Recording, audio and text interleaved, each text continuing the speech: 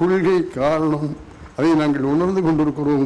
அதனாலே தான் இன்னைக்கு மக்கள் மன்றத்தில் தைரியமாக சொல்லுகிறோம். ஒரே ஒரு விஷயத்தை சொல்லி ஒரே முடிய ரொம்ப நேரம் பேச முடியாது. ஐயா இருக்காங்க, வேதானந்த எல்லாம் இருக்காங்க. ஆகவே ஒரு விஷயத்தை மட்டும் உங்கள்கிட்ட சொல்லிவிட்டு என் உரையை முடிக்கிறேன். ஐயா பெருமாள் ஐயா எனக்கு வழிகாட்டிட்டாங்க எப்படி நான் பேசணும். அவர் தான் பேராசிரியர். எனக்கு முத்தரவன் சார் நீங்கள் ஒன்றுமே செய்ய வேண்டாம், ஆழியாரில் நீங்கள் என்னென்ன கற்றுக்கிட்டீங்கன்னா அதையெல்லாம் மக்கள்கிட்ட சொல்லுங்கள், அது போதும் அப்படின்னு சொல்லி என்னை வேலைக்கு அனுப்பிச்சிருக்காரு.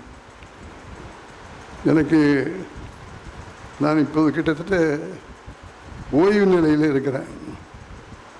நான் எவ்வளோ படம் பண்ணியிருக்கிறேன் உங்கள் எல்லாருக்கும் தெரிஞ்சாலும் சொல்கிறேன். அதை என்ன பெருமைப்படுத்திக்க அல்ல. நான் பயின்றது படித்தது எல்லாம் ஏவிஎம்ங்கிற பல்கலைக்கழகம். அங்கே தான் நான் எடிட்டிங்கில் அப்ரண்டிஸில் சேர்ந்து அசிஸ்டன்ட் டைரக்டர் ஆகி 15 வருஷங்களுக்கு பிறகு டைரக்டர் ஆகி கிட்டத்தட்ட 70 படங்களை இதுவரையிலும் இயக்கியிருக்கிறேன். அதில் 25 படங்கள் சூப்பர் ஸ்டார் ரஜினிகாந்த், 10 படங்கள் உலகநாயகன் கமலஹாசன், 3 படங்கள் எங்கள் எல்லோருக்கும் குரு நடிகர் திலகம் சிவாஜி கணேசன், அதுபோக ஜெய்சங்கர், முத்துராமன், பிரபு சார், சத்யராஜ், விஜயகாந்த், நம்முடைய இளைய திலகம் பிரபு, இப்படி எல்லாரையும் சேர்த்து 71 படங்களை நான் இயக்கியிருக்கிறேன் என்பதை பெருமையோடும் மகிழ்ச்சியோடும் உங்களிடத்தில் சொல்லிக்கொள்ள ஆசைப்படுகிறேன். எவ்வளவு டென்ஷன் ஒரு டைரக்டருக்கு இருக்குது தெரியுமா? செட்டுக்குள்ளே டென்ஷனாக இருக்குது யாருன்னு கேட்டால் டைரக்டர் தான். அந்த டைரக்டருடைய டென்ஷன்லாம் இருந்தால் நிச்சயமாக ராத்திரிக்கு தூக்கம் வராது. போய் படுத்தா இன்றைக்கி எடுத்தது சரியாக எடுத்தோமா, நாளைக்கு எடுக்க போகிறது சரியாக இருக்குமா, ரஜினி இப்படி கேள்வி கேட்டால் என்ன சொல்லணும், கமல் இப்படி கேள்வி கேட்டால் என்ன சொல்லணும், அதில் எல்லாம் லாஜிக் இருக்கா அப்படின்னு தினம் தூங்காமல் முடிச்சுக்கிட்டே இருந்தது மூத்தரம். அப்படி இருந்தால் தான் இவ்வளவு படங்களை இயக்க முடியும். அது இவ்வளவு படங்களை இயக்கி இருக்கிறேன் அப்படின்னு சொன்னால் என்னுடைய மூளையில் எவ்வளவு பாரம் இருந்திருக்கும் அப்படிங்கிறத சொல்லுவார். குடும்பத்தையே பார்க்காம தொழிலையே பார்த்துக்கிட்டு இருந்து குடும்பத்தையெல்லாம் மறந்துட்டேன். குடும்பம்னு ஒன்று இருக்குங்கிறது எனக்கு தெரியாது. வேலை வேலை வேலை வேலை அப்படின்னு தான். ஆகவே அந்த டென்ஷன் அது எப்படி குறைக்கிறது, அந்த மாதிரி ஒரு ஒரு சூழ்நிலை ஒரு விஷயத்தை உங்கள் எல்லாருக்கும் சொல்கிறேன். நான் பிஸியாக இருந்து இந்த படங்களெல்லாம் இயக்கிய போது என்னுடைய மனைவி கமலா அந்த இக்கட்டான நிலைமையில் இறந்துட்டாங்க. மனைவி இறந்த பிறகு எனக்கு ஒன்றும் புரியல. ஏன்னா வீடு தெரியாது, வாசல் தெரியாது, பால் வேலை தெரியாது, அரிசி வேலை தெரியாது, ஒன்றுமே தெரியாமல் ஒரு குடும்பத்தில் நான் வாழ்ந்தேன். அதுக்கு காரணம் என்னுடைய மனைவி. ஆகவே நான் பார்க்க வேண்டிய நிலையை சேர்த்து வாழ்க்கையில் பார்த்து என்ன மனுஷனாக என் மனைவி. ஒரு வெற்றி பெற்ற மனைவிக்கு பின்னால் யார் இருப்பான்னா அவருடைய மனைவி மனைவி மனைவி என்பதை அழுத்தம் திருத்தமாக உங்களிடத்தில் பகிர்ந்து கொள்ள ஆசைப்பட்டேன். அந்த மனைவி இறந்துட்டாங்க. எப்படி தெரியாது, குடும்பம் நடத்த போகிறது தெரியாது, என்ன செய்ய போகிறேன்னு தெரியாது. அப்போ ஊரையெல்லாம் சுற்றி பார்க்கலான்னு என் பிள்ளைங்கள்லாம் சேர்ந்து எல்லா இடத்துக்கும் கூப்பிட்டு போகும்போது ஆழியாருக்கும் கூப்பிட்டு போனாங்க. அங்கே அந்த போர்டை பார்த்தவரை அருகி திருக்கோயில் போர்டை பார்த்தோன்னே இது என்னடா நம்ம தமிழ்நாட்டில் எனக்கே புரியாத ஒரு விஷயமா இருக்கேன், போய் பார்ப்போன்னு சொல்லிட்டு உள்ளே போனேன். உள்ளே போகும்போது ஐயா பெருமன் ஐயா போன்ற ப்ரொஃபஸர்லாம் எனக்கு அந்த விஷயங்களை எல்லாம் எடுத்து சொன்னாங்க. மனசு புரியாம கலங்கி போயிருந்த எனக்கு அந்த மனக்கஷ்டத்தையெல்லாம் போக்கி மனதை நிம்மதியான ஒரு மனநிலையில் ஒரு மனிதனை வாழ வைக்க முடியுமானால் அது ஐயா நம்முடைய வேத ஐயாவுடைய கொள்கைகள் தான் என்னை நிலப்படுத்துச்சு. அந்த குழப்பத்திலிருந்து என்னை விடுவிச்சுது. அதன் பிறகு வாழ்க்கையில் ஒரு பிடிமானம் கிடைச்சிது.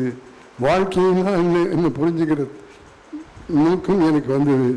அதன் பிறகு ஐயா வேதாத்திரி மகரிஷியுடைய கொள்கைகளை ஏற்றுக்கொண்டு அதன் வெளியில் நடக்கின்ற போது நிச்சயமாக மன அமைதி கிடைத்தது, மன நிம்மதி கிடைத்தது, உடற்பயிற்சி கிடைச்சிது, தியானம் கிடைச்சிது.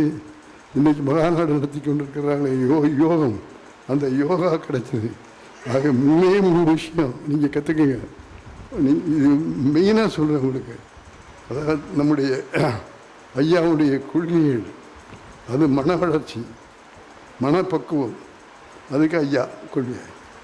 அப்புறம் உடற்பயிற்சி என்ன செய்யணும், என்ன உடற்பயிற்சி செஞ்சால் உடல் பலமாக இருக்கும். ஐயா மினிஸ்டர் ஆகி இவ்வளவு உழைச்சாலும் இவ்வளவு பண்ணாலும் இந்த யோகா, மராத்தா, ரன்னிங் ரேஸு உலகமெல்லாம் போய் இன்னைக்கு நம்ம சின்ன காலேஜில் படிக்கிற பையன் மாதிரி விருது வாங்கிட்டு வர்றாரு. கை தட்ட மாட்டீங்களா? ஒரு மினிஸ்டராகி இவ்வளோ பொறுப்பு இருந்தாலும் ஐயா சொல்ற 3 கொள்கைகளே அவர் விடவே இல்லை. கொள்கை, மனப்பயிற்சி, உடற்பயிற்சி, தியானம், யோகா, இவ்வளவும் செஞ்சால் எப்படி மனுஷன் இருக்க முடியும், எப்படி நலமாக இருக்க முடியும், மனவளத்தோடு இருக்க முடியும், தியாகம் செய்து மூச்சு பயிற்சி செய்தால் எப்படி இருக்க முடியும் அப்படின்னு தெரிஞ்சுக்கிட்டு வாழ்ந்தா எப்படி வாழ முடியும்னா, எனக்கு என்ன வயசு இருக்குன்னு நினைக்கிறீங்க? எனக்கு வயசு 91.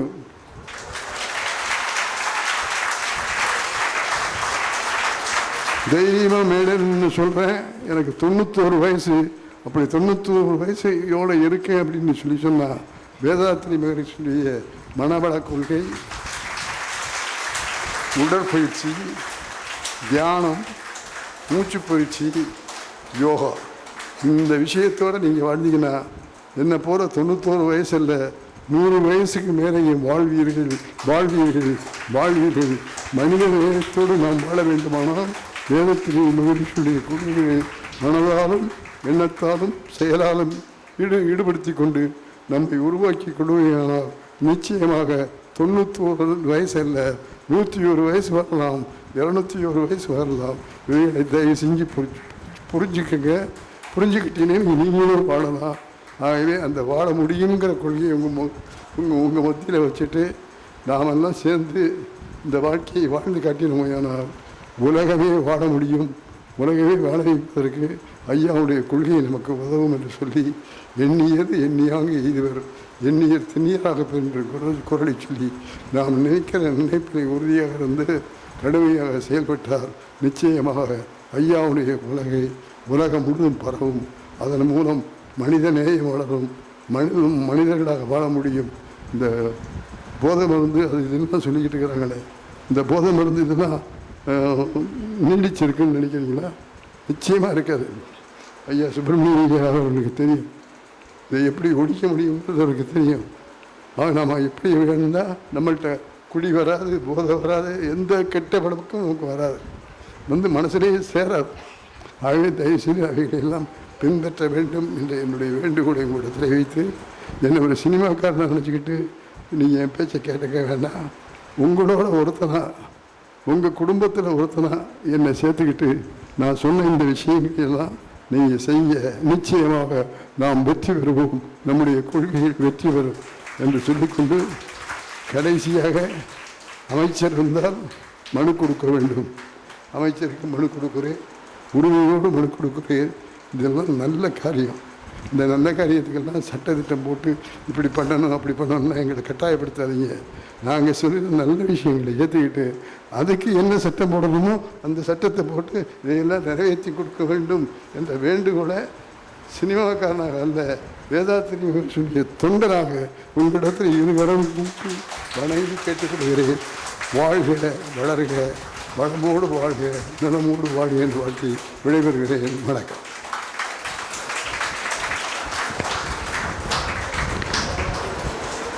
அமைச்சர் அவர்களுக்கு பொன்னாடை அணிவித்து நினைவு பரிசினை வழங்குவதற்கு நம்முடைய தலைவர் அவர்களை வேண்டி கேட்டுக்கொண்டு அவரை அன்போடு அழைக்கின்றோம்.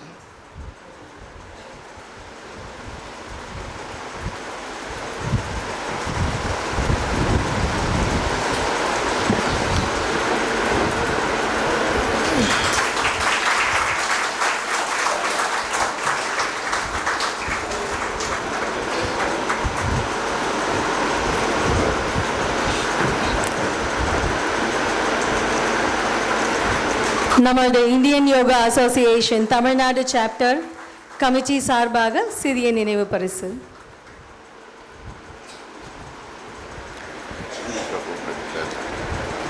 இப்போது நமது மாண்புமிகு மினிஸ்டர் அவர்கள் உரையாடும்படி கேட்டுக்கொள்கிறோம்.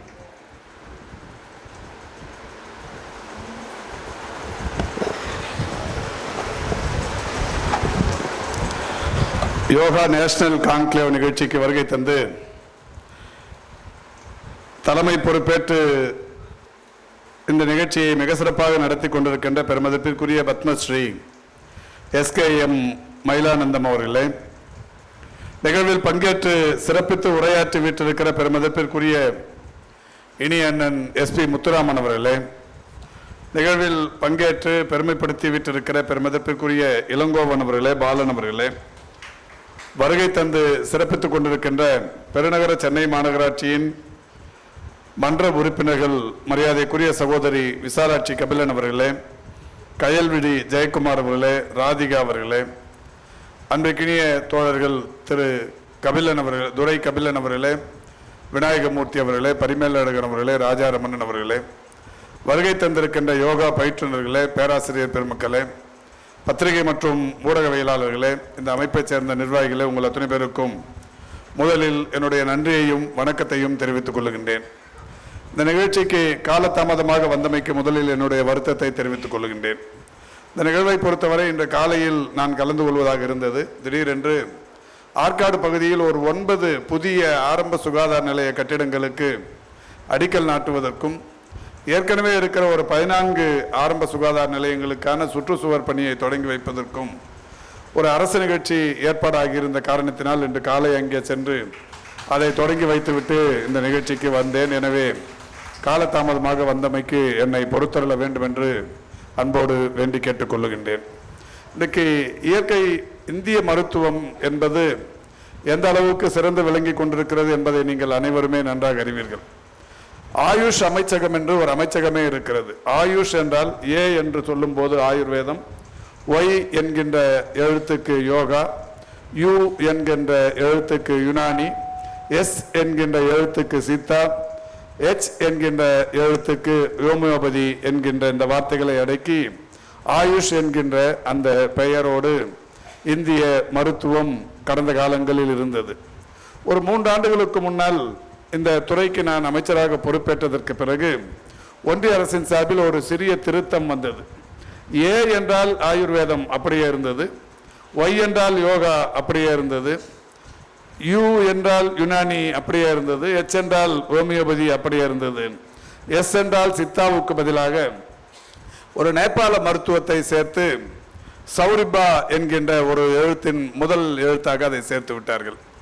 இதை பார்த்தவுடன் நான் உடனடியாக ஒன்றிய அரசின் ஆயுஷ் அமைச்சகத்திற்கு என்னுடைய கடிதத்தை உடனடியாக எழுதி சம்பந்தப்பட்ட அமைச்சருக்கு தகவல் தெரிவித்து, எஸ் என்பது தமிழர்களின் காலங்காலமான ஒரு வைத்திய முறை, சித்தா என்பது, அதை மாற்றி நீங்கள் நேபாளத்தில் சௌரிபா என்பதை ஏற்றுக்கொள்ள முடியாது, நேபாள மருத்துவத்தை அதற்காக நாங்கள் புறந்தள்ளுகிறோம் என்று பொருள் அல்ல, என்றாலும் எஸ் என்பது சித்தாவையே தொடர்ந்து குறிக்கிற ஒன்று, அதை தொடர்ந்து கடைபிடித்திட வேண்டும் என்று சொன்னதற்கு பிறகு இன்றைக்கு ஒன்றிய அரசின் சார்பில் AYUSH என்கின்ற அந்த வார்த்தைகள் AYUSSH என்று இன்றைக்கு மாற்றி இருக்கிறார்கள். அது எப்படி இருந்தாலும் நமக்கு கவலை இல்லை. நம்முடைய சித்தா இந்திய மருத்துவத்தில் இருக்கிறது என்கின்ற அந்த திருப்தியோடு இன்றைக்கு அதை நாம் தொடர்ந்து கொண்டிருக்கிறோம்.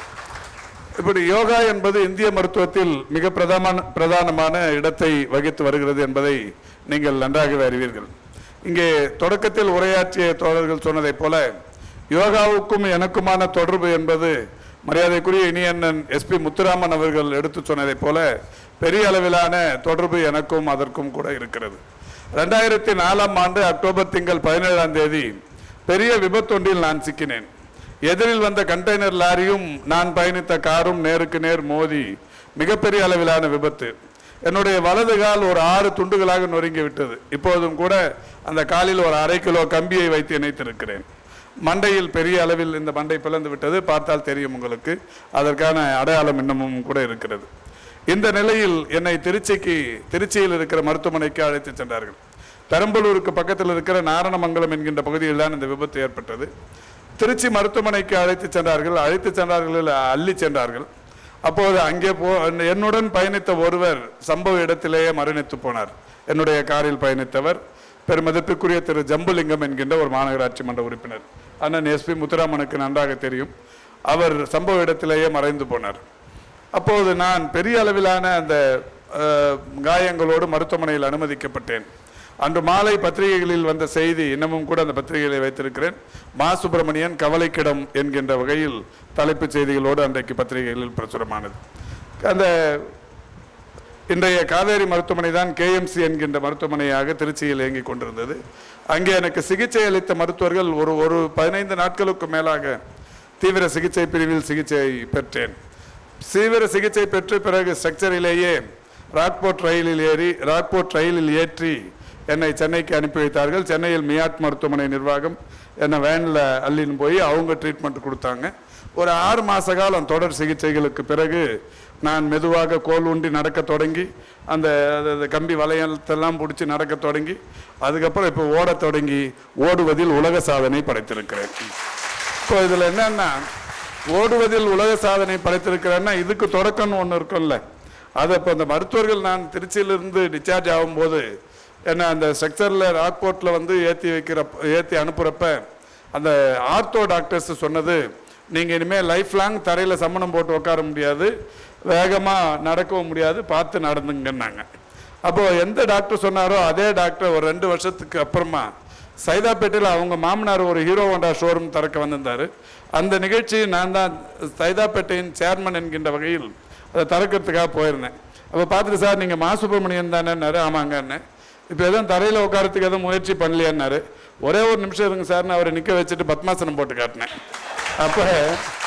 அப்போ அவர் நான் பத்மாசனம் போடுறதுக்கு முயற்சி எடுத்தப்ப கத்த ஆரம்பித்தார். ஐயோன்னாரு. ஒன்றும் பதறாதீங்க சார், நீங்கள் சொன்னதை நான் வந்து மீறன்னு நினைக்காதீங்க, யோகா பயிற்சி என்னை இந்த அளவுக்கு மாற்றி இருக்கிறது, அதனால் நீங்கள் ஒன்றும் பதற வேண்டியதில்லைன்னு சொல்லி அவர் எதிரிலேயே நான் வந்து அந்த பத்மாசனம் போட்டு காட்டினேன். அப்புறம் பத்மாசனம் போட்டு காட்டிட்டு அதோடு நின்றுடக்கூடாது அப்படிங்கிறதால தான் இன்னொன்று சொன்னார்ல அவர், நீ வேகமாக ஓட முடியாது. நான் அதை சேலஞ்சாக மனசில் வச்சுக்கின்னு வேகமாக நடக்க ஆரம்பித்தேன். அப்புறம் ஓட ஆரம்பித்து 2014 போய் பாண்டிச்சேரி ஆரோவில்ல ஒரு மாரத்தான் 21 கிலோமீட்டர் ஓடினேன். என் கூட ஒரு 20-30 நண்பர்கள் என் கூட ஓடி வந்தவங்க. எனக்கு அப்போ 54 வயசு. இப்போ என்ன வயசுன்னு கேட்கலாம், 66. அண்ணனே 91 சொன்னதுக்கு அப்புறம் என் வயசை சொல்கிறதுல ஒன்றும் பெரிய விஷயம் இல்லை. அப்போ இந்த 54 வயசில் முதல் மாரத்தான் போய் ஓடினேன். முதல் மாரத்தான் ஓடும்போது என் கூட இருந்த 30 வயசு 28 வயசு இளைஞர்கள்லாம், என்னுடைய நண்பர்கள், நான் அழைச்சிட்டு போன நண்பர்கள்லாம் 3 மணி நேரம் 3.25 மணி நேரம் ஓடினாங்க அந்த 21 கிலோமீட்டர். ஆரோவில்ங்கிறது உங்களுக்கு நல்லா தெரியும், இயற்கை சூழல் மிகுந்த அந்த இடம். அதில் என்னென்னா அந்த டெரெயின் கொஞ்சம் ஒஸ்ட்டாக இருக்கும், மண் தரை, அது கருங்கல், இது மாதிரிலாம் ஒரு ஏற்ற இறக்கம் மிகுந்த ஒரு சாலைகள், ஒத்தை வழிப்பாதை, அது சவுக்கு காடு, முந்திரி காடு, இதுக்குள்ளெல்லாம் பூந்து வரணும். அதில் ஓடி முடிச்சுட்டு நான் வரும்போது 2 மணி நேரம் 34 நிமிஷத்தில் ஓடி முடித்தேன். அப்போது எனக்குள்ள ஒரு திருப்தி கிடச்சிச்சு. அப்போ நம்மளால் முடியுது. 54 வயசில் 2 மணி நேரம் 34 நிமிஷத்தில் 21 கிலோமீட்டர் நம்மளால் கடக்க முடிஞ்சிருக்கு. டாக்டர் உன்னால் ஓடவே முடியாதுன்னா இப்போ ஓட முடிஞ்சிருக்கு. ஏன் இதை தொடர்ந்து வந்து நாம் முயற்சி பண்ணக்கூடாதுன்னு சொல்லி அடுத்த ஒரு வாரத்திலேயே மும்பையில் வந்து ஏரேன்னு ஒரு மில்க் டைரி இடத்துல போய் அங்கே போய் ஓடினேன். அதுக்கு அடுத்து 1 மாதத்துலேயே ஆஸ்திரேலியாவில் போய் ஒரு மாரத்தான் ஓடினேன். இந்த மாதிரி 2 வருஷத்தில் எங்கெல்லாம் மாரத்தான் இருக்கோ அங்கெல்லாம் தேடி தேடி போய் ஓடினேன். இப்போ அந்த மாரத்தான் ஓடுறதுக்காகவே ஓடினேன். போய் ஓடி 2 வருஷத்தில் 25 மாரத்தான் ஓடினேன். 25 மாரத்தான் ஓடி முடித்த உடனே அதுவே ஒரு சாதனையாக மாறினுச்சு. 50 வயசுக்கு மேலே ஒரு நீரிழிவு நோய், இப்போ எனக்கு வந்து ஒரு இப்போ 30-35 வருஷத்துக்கு மேலே நீரிழிவு நோயினால் பாதிக்கப்பட்டவன். எல்லாரும் கூட சொல்லலாம் டயபெட்டிக் பேஷண்ட் வந்து ஓடக்கூடாது அப்படின்வாங்க. ஆனால் நான் ஓடின்னு இருக்கிறேன். இப்போ அதில் வந்து நான் அதுலேயும் கூட கொஞ்சம் மாறுதலாக அதை ஓட தொடங்கினேன். இப்போ டயபெட்டிக் டாக்டர் சொல்லுவாங்க டெய்லி நடங்கன்னுவாங்க, அவங்க பேச்சை மீறி ஓடின்னு இருக்கிறேன். இப்போ கார்டியோ டாக்டர்ஸ் சொல்லுவாங்க நீ ஓடவே கூடாது, கார்டியோ டாக்டர்ஸ் ஓடுன்னுவாங்க, ஆர்த்தோ டாக்டர் ஓடக்கூடாதுன்னுவாங்க. 2 முரண்பட்ட கருத்துக்கள் இருக்கும். ஆனாலும் நம்ம உடம்புல என்ன சக்தி இருக்குங்கிறத நமக்கு தெரிஞ்சுக்கினா அதை நம்ம பண்ணால் போதும். அந்த வகையில் நான் தொடர்ச்சியாக ஓட ஆரம்பித்து 2 வருஷம் ஓடி முடித்த உடனே இந்தியாவிலேயே இந்த பெரிய அளவில் வலது கால் மூட்டு பாதிக்கப்பட்ட நிலையிலையும் 2 வருஷத்தில் 25 மாரத்தான் ஓடுனதுக்காக இந்தியா புக் ஆஃப் ரெக்கார்டில் அந்த சாதனை புத்தகத்தில் இடம் பிடித்தேன். அதுக்கப்புறம் இதோடு விட்டுடக்கூடாதுன்னு 3 வருஷத்தில் 50 ஓடி இது ஏஷியா புக் ஆஃப் ரெக்கார்ட்ஸ் புத்தகத்தில் இடம் பிடிச்சேன். 4 வருஷத்தில் 75 ஓடி வேர்ல்டு ரெக்கார்ட்ஸ் புக்கில் இடம் பிடிச்சேன். 5 வருஷத்தில் 100 ஓடி ஹானரரி டாக்டரேட் வாங்கினேன் யூகேல. இந்த மாதிரி தொடர்ச்சியாக இது ஓட ஆரம்பிச்சதாலே விருதுகளும் நிறைய வர ஆரம்பிச்சது. அப்போது இது தொடர்ச்சியாக விடவே கூடாதுன்னு தொடர்ச்சியாக ஓடின்னு இருக்கிறேன். ஒரு சுவையான சம்பவம் நான் அடிக்கடியும் கூட சொல்லியிருக்கிறேன். ஒரு முறை நான் ஒரு கிறிஸ்மஸ் மாரத்தான் பூனேயில் வந்து பவதான் ஹில்ஸ்னு ஒரு மலைப்பகுதியில் நடந்தது. அந்த மாரத்தானில் நான் கலந்துக்கின்னு ஓடின்னு இருந்தேன். ஒரு பெரிய மலைப்பகுதி, ஏற்ற இறக்கங்கள்னால் சாதாரண ஏற்ற இறக்கங்கள் இருக்காது, ஏனியில் ஏறுற மாதிரி இருக்கும். அந்த மலையை பார்த்தவங்க போனவங்களுக்கு தெரியும் பவதான் ஹில்ஸ்ன்னு. அதில் போயின்னு இருக்கும்போது என்ன மாதிரி ஒரு தோழர் ஓடின்னு இருந்தார். அவர் இந்திக்காரரு. அவரை போய் கேட்டேன் பக்கத்தில் போய், ஐயா நீங்கள் எந்த ஊர்லேருந்து வரீங்கன்னா அவர் சொன்னார், நான் மும்பையிலேருந்து வரேங்க அப்படின்னாரு. என்ன உங்களுடைய நோக்கம், எத்தனாவது மாரத்தான்னு? அவர் சொன்னார், நான் இப்போ வந்து 49 ஓடி இருக்கிறேன், ஒரு 11 வருஷமாக ஓடுறேன், 49 ஓடி முடிச்சிருக்கிறேன் அப்படின்னாரு. என்ன உங்களுடைய இலக்கு என்னென்ன? என்னுடைய 60 வயசு இன்னொரு 1-2 வருஷத்தில் 60 வயசு வரும், 60 வயசில் நான் 60 முடிக்கணுங்கிறது என்னுடைய எய்ம்னாரு. எதுக்காக இந்த இலக்கை ஃபிக்ஸ் பண்ணிங்கன்னு? சென்னையில் ஒருத்தர் சுப்பிரமணியன் ஒருத்தர் அவருடைய 60வது வயசில் 100 மாரத்தான் ஓடணுன்னு ஓடின்னு இருக்கிறாராம். நான் அந்த மாதிரி ஒரு எய்மோட ஓடின்னு இருக்கிறேன். என்னுடைய சோஷியல் மீடியாவில் அதை தொடர்ந்து பதிவிட்டுன்னு இருந்தேன். அவர் வந்து 100 மாரத்தான் 60 வயசில் முடிக்கணும்னு நினச்சிருக்காரு. நம்ம அட்லீஸ்ட் 60வது ஓடி முடிப்போன்னு ஓடின்னு இருக்கிறேன் அப்படின்னாரு. அவரை நீங்கள் பார்த்துருக்கீங்களா முன்னாடி? என்ன இல்லைன்னாரு. நான் தாங்க அது என்ன. உடனே என்ன பண்ணார், அவர் கூட நின்று ஃபோட்டோலாம் எடுத்துக்கினாரு. அதுக்கப்புறம் இப்போ எனக்கு நண்பராக இருக்கார். அவர் இப்போ பூனேவை சேர்ந்த ஒரு மும்பையை சேர்ந்தவர். பூனேவில் சந்தித்தேன் அவரை. அது நான் எழுதின அந்த ஓடலாம் வாங்குங்கிற புத்தகத்தில், அது தமிழ்லையும் வந்திருக்கு, இங்கிலீஷில் கம்லெட்ஸ்லன்னுங்கிற புக்கு அதில் பதிவு பண்ணியிருக்கிறேன். அவரை பற்றின செய்திகளும் போட்டிருக்கிறேன். இது ஏன் சொல்கிறேன்னா, இப்போது அந்த மாதிரி தொடங்கின நான் இன்னைக்கு வந்து போன மாதம் ஓடின மாரத்தானோடு சேர்த்து இது வரைக்கும் 160 மாரத்தான் ஓடி இருக்கிறேன். 160 மாரத்தான்களையும் கூட உலகத்தில் ஒரு 14 நாடுகளில் ஓடி இருக்கிறேன். போன வருஷம் அமெரிக்காவுக்கு மருத்துவ பணிகளுக்காக போயிருந்தேன். வாஷிங்டன் டிசியில் உலக வங்கி அதிகாரிகளை சந்திப்பது, இதில் ஹார்வர்ட் பல்கலைக்கழகத்தில் போய் பேசுறது, அது மாதிரி இதில் வந்து பால்டிமோரில் வந்து ஜான் ஹாப்கின்ஸ் பல்கலைக்கழகத்தில் மாணவர்களுக்கு வகுப்பு எடுப்பது, அதே மாதிரி வந்து இதில் ஹூஸ்டனில் தமிழ் பல்கலைக்கழகத்தில் பேசுறது, அது ஃபெட்னா மீட்டிங்கில் பேசுறது. இந்த மாதிரி ஒரு 6-7 நிகழ்ச்சிகளுக்கு ஒரு 6-7 நாள் டூருங்கிற மாதிரி ஹூஸ்டன், நியூயார்க், பால்டிமோர், பாஸ்டன், இந்த மாதிரி ஊருங்களுக்கெல்லாம் போனேன்.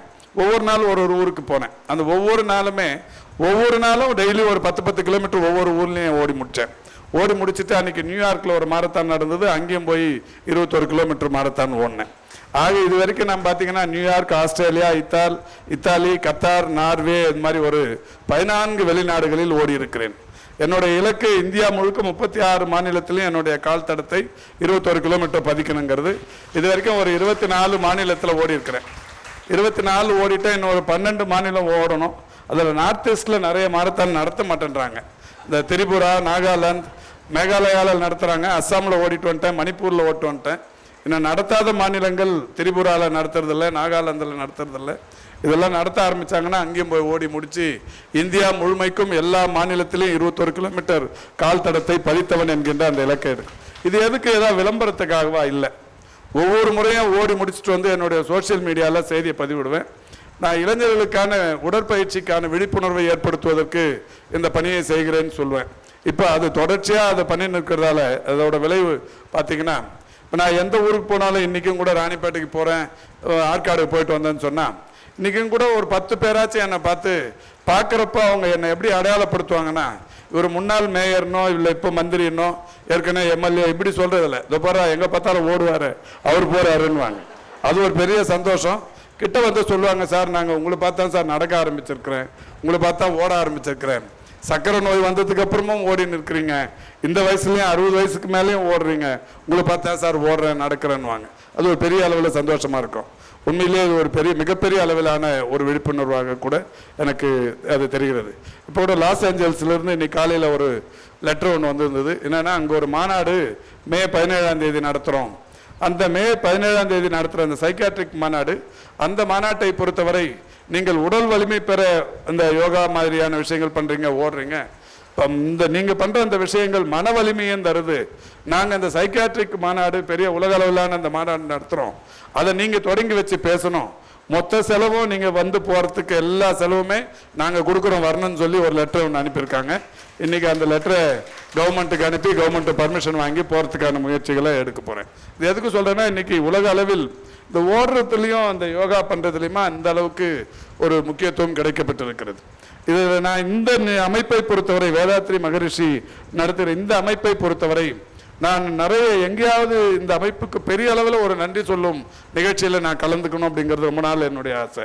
இப்போ இன்றைக்கி கூட இந்த இன்விடேஷன் எடுத்துகிட்டு வந்து தோழர்கள் வீட்டுக்கு கொடுக்க வந்தாங்க. அப்போ நான் சொன்னேன், ஆழியார் தானே, உடனே நம்ம நண்பர்கள் கேட்ட அவங்க இருந்த உதவியாளர்கள் பொள்ளாச்சியில் ஏதாவது ஒரு அஃபிஷியல் ப்ரோக்ராமை ஃபிக்ஸ் பண்ணிடுங்க, நம்ம ஆழியாரில் போய் இதை பேசிட்டு வரலான்னு சொன்னேன். யார் வந்தது, இங்கே இருக்கிறவங்க யாரோ வந்தாங்க, நீங்கள் தான் வந்தீங்க. உடனே அவங்க சொன்னாங்க, சார் நீங்கள் ஆழியாருக்கெல்லாம் வரவேணா சார், திருவான்மையூருக்கு வந்தால் போதுன்னாங்க. அப்போ தான் என்னடா இது ஆழியாரில் இல்லையா நிகழ்ச்சி, திருவான்மையூர்லங்கிற மாதிரி தெரிஞ்சது. ஏன்னா ஆழியாருக்கே போய் நன்றி சொல்லணும்னு நான் ஏன் நினச்சேன்னா, 2006 சென்னை மேயராக இருந்தப்ப சென்னை முதல்ல இந்த மாநகராட்சி பள்ளி மாணவர்களுக்கு நம்ம யோகாவை பயிற்றுவிக்கணும் அப்படிங்கிற மாதிரி ஒரு எண்ணம் வந்தது. அப்போ மாண்புமிகு தமிழ்நாட்டின் இன்றைய முதல்வர், அன்றைக்கு துணை முதல்வர் அவருடைய ஒப்புதலை பெற்று சென்னை மாநகராட்சியில் இருக்கிற அனைத்து பள்ளி மாணவர்களுக்கும் ஒரு வகுப்பை யோகா வகுப்பாக மாற்ற வேண்டும் என்று நினைத்து அது பண்ணணும்னா என்ன பண்ணுறதுன்னு பண்ணப்ப, யோகாவை வந்து மிகப்பெரிய சேவையாக செய்து கொண்டிருக்கிற அமைப்பு ஆழியாரில் இருக்கிற வேதாத்ரி மகரிஷி அமைப்பு செய்து கொண்டிருக்கிறதுன்னு சொன்னாங்க.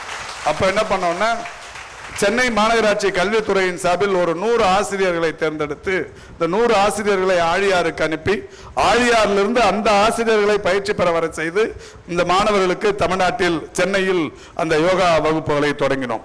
அப்ப இந்த யோகா வந்து அரசு மாநகராட்சி பள்ளி மாணவர்களிடையே பிரபலமானது, அவங்களுக்கு பயிற்றுவிக்க தொடங்கியது என்பது இதற்கான அடித்தளம் வேதாத்ரி மகரிஷி இந்த ஒரு அமைப்பு, அது ஆழியாரில் இருக்கிற அமைப்பு.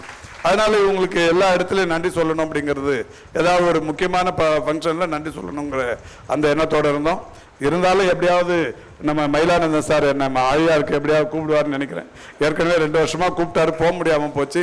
அடுத்தடுத்த ஆண்டுகளில் அங்கே நடக்கிற ஒரு நிகழ்ச்சிக்கு வந்து அங்கேயே இந்த நிர்வாகிகளுக்கு நன்றி சொல்ல வேண்டும் என்பது என்னுடைய ஆசை. இன்னொன்று என்னன்னா, இப்போ அந்த மாநகராட்சியில் அப்போ நம்ம தொடங்கணும். மாநகராட்சியில் தொடங்கினதோடு மட்டும் இல்லாமல் மாநகராட்சியில் பணியாற்றுகிற ஓட்டுநர்கள் அடிக்கடி நிறைய விபத்துகள்லாம் நேர்ந்தது. அப்போ அந்த ஓட்டுநர்களுக்கு இருக்கிற அந்த மனசு வலியே அல்லது அவங்களுக்கு இருக்கிற அந்த பிரச்சனைகளுக்கு தீர்வு இந்த மாதிரியான ஒரு யோகா ஒரு இந்த கற்றுக் கொடுக்கணும் அப்படிங்கிறதால அப்போ என்ன பண்ணோம்னா, அந்த ஒட்டுமொத்த ஓட்டுநர்களுக்கும் இங்கே நம்ம யோகா பயிற்சி கொடுத்தோம். யோகா தியான பயிற்சி, யோகா பயிற்சிலாம் கொடுத்தோம். அதுக்கப்புறம் பார்த்தீங்கன்னா இப்போ மாநகராட்சியில் விபத்துகள் பெரிய அளவில் குறைந்தது. மாநகராட்சி ஓட்டுநர்கள் விபத்துங்கிறது பெரிய லெவலில் குறைஞ்சது. அப்புறம் மாநகராட்சி மன்ற உறுப்பினர்கள் பப்ளிக்கில் எப்படி பிஹேவ் பண்ணணும், வரும்போதே எரிஞ்சு விழுறது அந்த மாதிரிலாம் இருக்கக்கூடாதுங்கிறதால ஒட்டுமொத்த அன்னைக்கு 155 வார்டு 155 வார்டு கவுன்சிலர்களுக்கும் மயிலேடி பூங்கால வச்சு நம்ம ஆசன ஆண்டியப்பன் சாரை வச்சு அன்னைக்கு யோகா பயிற்சி கொடுத்தோம். அதே மாதிரி அது மட்டும் இல்லாமல் மாநகராட்சியில் இருக்கிற 400க்கும் மேற்பட்ட ரிப்பன் மாளிகையில் இருக்கிற அலுவலர்கள், பொதுமக்களோட தொடர்ந்து தொடர்பில் இருப்பவர்கள், அந்த அலுவலர்களுக்கும் பயிற்சிங்கிற மாதிரி அவங்களுக்கும் பயிற்சி கொடுத்தோம். அது மட்டும் இல்லை, இப்போ அந்த அலுவலர்களுக்கு பயிற்சி, மன்ற உறுப்பினர்களுக்கு பயிற்சி, ஓட்டுநர்களுக்கு பயிற்சி, கல்வி கூடங்களில் மாணவர்களுக்கு பயிற்சி, இதையும் கடந்து கர்ப்பிணி தாய்மார்களுக்கு இந்த யோகா வந்து பெரிய அளவில் பலன் தரும் சொல்லி அன்னைக்கு மாநகராட்சியில் இருந்த 10 மகப்பேறு மருத்துவமனைகளில் அந்த மகப்பேருக்கு வருகிற தாய்மார்களுக்கு இந்த யோகா பயிற்சியை கொடுத்தோம். அதுவுமே பெரிய அளவில் வெற்றி காண தொடங்கினோம். இதெல்லாம் வந்ததுக்கு அப்புறம் பொதுமக்களுக்கு கொடுக்கணும்னு நினைச்சோம். பொதுமக்களுக்கு கொடுக்கணும்னு நினைச்சு சென்னையில் வந்து ஒரு 38 பூங்காக்கள், பனகல் பூங்கா, முத்துலட்சுமி ரெட்டி பார்க்கு, அதாவது சுதந்திரா பார்க்கு, மைலேடிஸ் பார்க்கு, இந்த மாதிரி ஒரு திருவிக்கா பூங்கா, நேரு பூங்கா, இந்த மாதிரி ஒரு 38 பூங்காக்களை தேர்ந்தெடுத்து அதில் வந்து யோகா மேடைகளை அமைத்து காலையில் 5 மணிலிருந்து 10 மணி வரைக்கும் ஃப்ரீ கோச்சிங் வந்து பப்ளிக்கு கொடுத்தோம். யாரெல்லாம் பூங்காக்களுக்கு வர்றாங்களோ, யாரெல்லாம் பொதுமக்கள் சென்னை மக்கள் பூங்காக்களில் வந்து நடைபயிற்சிக்கு வர்றாங்களோ அவங்களுக்கு விரும்பினால் யோகா பயிற்சி எடுத்துக்கொள்ளலாம் என்கின்ற வகையில் இலவசமாக அதை கொடுத்தோம். அதில் நம்ம வேதாத்ரி மகரிஷி பயிற்றுனர்களும் அப்போ சொல்லி கொடுத்தாங்க. நிறைய அமைப்புகளை சேர்ந்தவர்கள் பயிற்றுனர்களாக நியமிக்கப்பட்டு, பார்ட் டைம் பயிற்றுனர்களாக நியமிக்கப்பட்டு பயிற்சியை கொடுத்தாங்க. ஆக சென்னையை பொறுத்த வரைக்கும் அந்த மாதிரி எல்லா அமைப்புகளின் எல்லா இடத்துலையும் மாணவர்களுக்கு, பொதுமக்களுக்கு, கர்ப்பிணி தாய்மார்களுக்கு, அரசு அலுவலர்களுக்கு, இந்த மாதிரி எல்லாருக்குமா கொடுத்தோம். இதெல்லாம் எப்பன்னா 2006 2011 இதுக்கப்புறம் தான் 2014 இன்றைய பிரதமர் திரு நரேந்திர மோடி அவர்கள் 2014 ஐநா சபையில் போய் யோகாவின் முக்கியத்துவம் குறித்து உரையாற்றுகிறார். உரையாற்றிவிட்டு ஒரு யோகா தினம் ஒன்று உருவாக்க வேண்டும் என்று முடிவெடுத்து ஜூன் 21 ஒவ்வொரு வருஷமும் ஜூன் 21 யோகா தினமா ஆக்கணும் அப்படின்ற மாதிரி அங்க பேசுறாரு. 2014 ஜூன் 21. அதுக்கப்புறம் தான் அது 2015 ஜூன் 21 ஒரு இன்டர்நேஷனல் யோகா டே அப்படிங்கிற மாதிரி இன்னைக்கு உலகம் முழுவதும் பரவி வருகிறது. இந்த இன்டர்நேஷனல் யோகா டேவுக்கு முன்னாடியே ஒரு 7-8 வருஷத்துக்கு முன்னாடி சென்னையில் இதற்கான அஸ்திவாரம் இடப்பட்டது என்பது மிகப்பெரிய அளவிலான மகிழ்ச்சி. சென்னை மாநகராட்சியின் சார்பில் அதற்கு அடித்தளம் இடப்பட்டது என்பது மிகப்பெரிய அளவிலான மகிழ்ச்சி.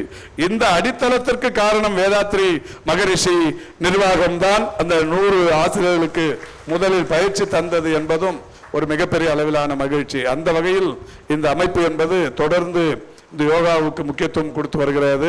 அந்த வகையில் இன்றைக்கு தமிழ்நாட்டிலும் கூட 2 அரசு யோகா மருத்துவக் கல்லூரிகள் தமிழ்நாட்டில் செயல்பாட்டில் இருக்கிறது. இந்தியாவில் வேறு எந்த மாநில அரசு மாநிலத்திலும் யோகாவுக்கென்று தனி கல்லூரிகள் கிடையாது, தமிழ்நாட்டில் மட்டுமே இருக்கிறது. இது இங்கே மிக சிறப்பாக இன்றைக்கு நடைமுறையில் இருந்து கொண்டிருக்கிறது. எனவே இந்த யோகா என்பது யோகாவினால் பயன்பட்டவர்களில் இன்றைக்கு பிரதானமாக இருப்பவன் நான். இப்போ 91 வயசுல யோகாவினாலும் தியான பயிற்சியினாலும் பயன்பாட்டில் இருக்கிறேன் என்று இந்த மேடையில் அடையாளப்படுத்திக் கொண்டிருப்பவர் பெருமதிப்பிற்குரிய SPM. அதே மாதிரி முத்தமிழறிஞர் கலைஞர்கள் அவரை வாழ்ந்த அந்த 95 ஆண்டுகளில் 90 வயது வரை யோகாவும் மூச்சு பயிற்சியும் அவர் இடைவிடாமல் செய்து வந்தார் என்பதை நீங்கள் பலரும் கூட நன்கு அறிவீர்கள். அந்த வகையில் யோகா என்பது நம்முடைய வாழ்வியலை மேம்படுத்தும், நம்முடைய உடல் திடகாத்திரத்தை வலுப்படுத்தும், மன வலிமையை மேலும் கூடுதலான வகையில் அது பலப்படுத்தும் என்று சொல்லி இந்த சிறப்பான மாநாட்டில் பங்கேற்பது குறித்து என்னுடைய மகிழ்ச்சி நிறைந்த பாராட்டுக்களை தெரிவித்து இந்த முயற்சிக்காக உழைத்தவர்களை பாராட்டி வாழ்த்தி விடைபெறுகிறேன். நன்றி, வணக்கம். ஏஜ் இஸ் அ நம்பர் அப்படின்ற ஒரு எடுத்துக்காட்டா இன்னைக்கு 2 லெஜெண்ட்ஸ் நம்ம கிட்ட இருக்காங்க. நம்ம எல்லாருமே இன்னைக்கு உடம்பு சரியில்லைன்னு சின்ன வயசுல இருக்கிற பசங்க கூட கை வலிக்குது, கால் வலிக்குதுன்னு சொல்ற இன்னைக்கு இந்த காலகட்டத்தில் இவ்வளோ நீ சர்ஜரிஸ்க்கு அப்புறமும் நமக்கு ஒரு பெஸ்ட் எக்ஸாம்பிளா மட்டும் இல்லாம அது ஒரு விதையா மட்டும் விதைக்காம அந்த விதை விதைச்சதுக்கு அப்புறம் அதுக்கு உரம் போடணும், தண்ணி ஊற்றணும் அப்படின்ற மாதிரி அதை சோஷியல் மீடியாலையும் பப்ளிசிட்டி பண்ணும்போது அது ஏதோ ஒரு வகையில செடி மரமாகி அது காய்ச்சி கனியாகுதுன்ற மாதிரி இன்னைக்கு நமக்கு எக்ஸாம்பிளாவே நம்ம தமிழ்நாட்டுடைய மினிஸ்டராகவே இருக்காங்க அப்படின்னும் போது அது நமக்கெல்லாம் ரொம்ப பெருமையான ஒரு விஷயம்.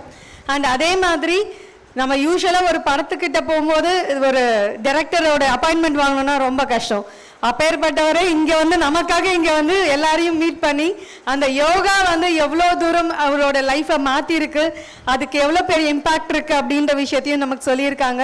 ஸோ இதெல்லாம் நமக்கு ஒரு பெரிய லெசன் அண்ட் எக்ஸாம்பிள். நம்மளும் அவங்க ஏஜுக்கு வரும்போது இதை விட இன்னும் நல்லபடியாக நம்ம இன்னும் இந்த யோகாவை டிரான்ஸ்ஃபார்ம் பண்ணணும் அப்படின்னு எல்லாரையும் கேட்டுக்கிறேன். நன்றி உரை பை பாலன் அவர்கள்.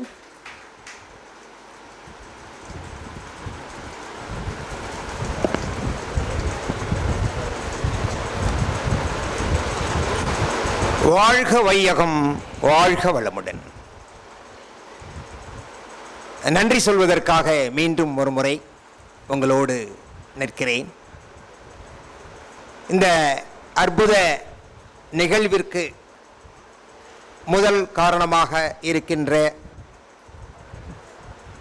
உலகம் முழுவதும் வேதாத்திரியத்தை எடுத்து சொல்கின்ற நம்மளுடைய சேர்மன் பிரசிடென்ட் ஆஃப் IYA திரு AN மயிலானந்தம் ஐயா அவர்களுக்கு முதற்கண் நன்றி.